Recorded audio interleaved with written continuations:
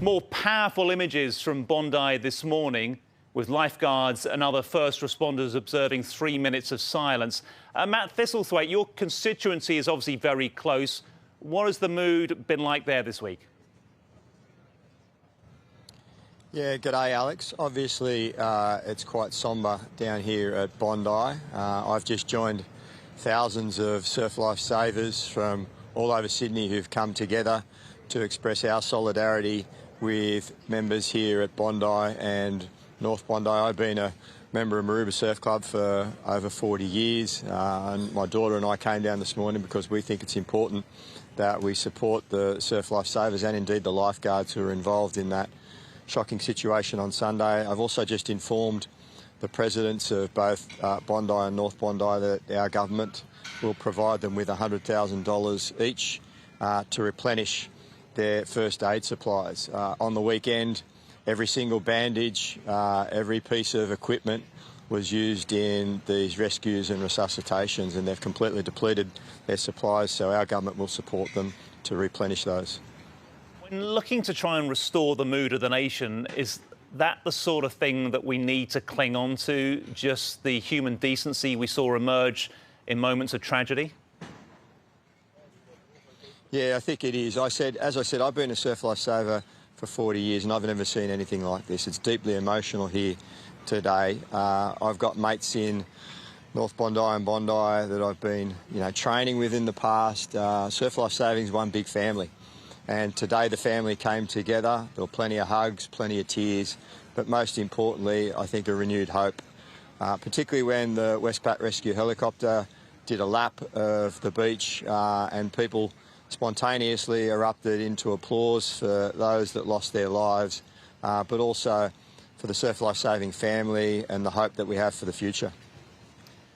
Matt, because emotions are running so high, as you mentioned, we've seen some members of the government face anger from the community. Have you had to deal with any of that? Well, understandably, the community down here is hurt, and there are people that are angry. I completely understand that, but I want them to know that myself, every member of our government is here to support them. That's why we announced yesterday $42 million mental health support package. I was down at North Bondi North Bondi RSL yesterday to meet with the veterans, to meet with the volunteers from Lifeline, from Red Cross that are providing that mental health support on the ground, and I've got to say it's inspiring. They're there to help. We know people are hurting, but if they need that support, please reach out.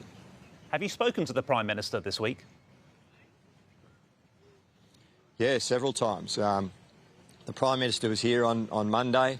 I've been to 3 events with the Prime Minister this week. The latest was we had a meeting with Jewish leaders yesterday afternoon in his office in Sydney here to discuss what more our government can do to support the Jewish community, to support, to show and to explain the measures that we're putting in place to combat anti-Semitism, the changes that we're making to criminal laws to ensure that they get the support they need. And then the Prime Minister and myself joined the Premier to attend the Grand Synagogue for Hanukkah prayers and their Shabbat service, which was deeply, deeply moving. So the Prime Minister's been down here with the community as much as he possibly can.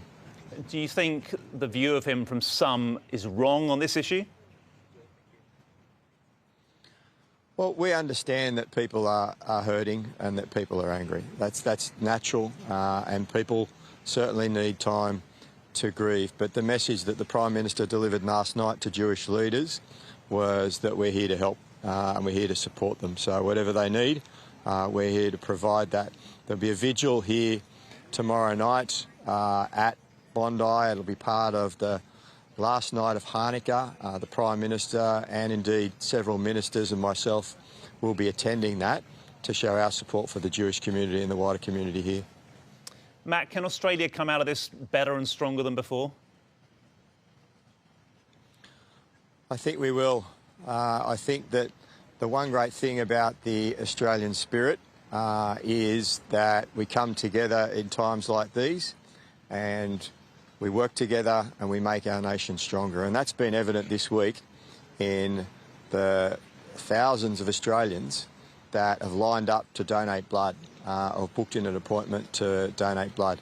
You only need to look behind me here at the moving floral tribute that's here, and you've had people coming down here all week to pay their respects and to give a hug to members of the Jewish community. And of course the very moving tribute that we've just had on the beach here with the surf life saving and lifeguard community coming together.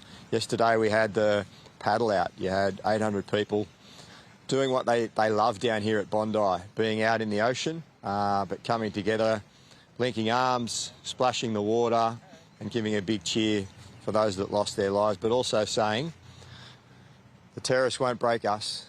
We're going to be stronger for this, and our community will come together, all Australians will, to make sure that we never have to go through this again and that this never happens again. How are you bearing up personally? I know many hardened colleagues that have found it tough this week. Look, I'm going well because I've had the support of many in our community. It's been a tough week, there's no doubt about that, but it's been much harder for the victims and their families. So my thoughts are with them. I've reached out to as many of those as I possibly can. Yesterday morning at La Perouse Public School, where young Matilda that was tragically murdered, was a student. The school community came together.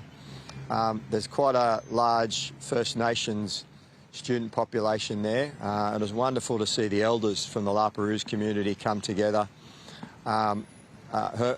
Matilda's mother, Valentina, her sister, Summer, were there at the school, and just the hugs, the tears, the non-stop support for her family, from the elders from the community, the general population.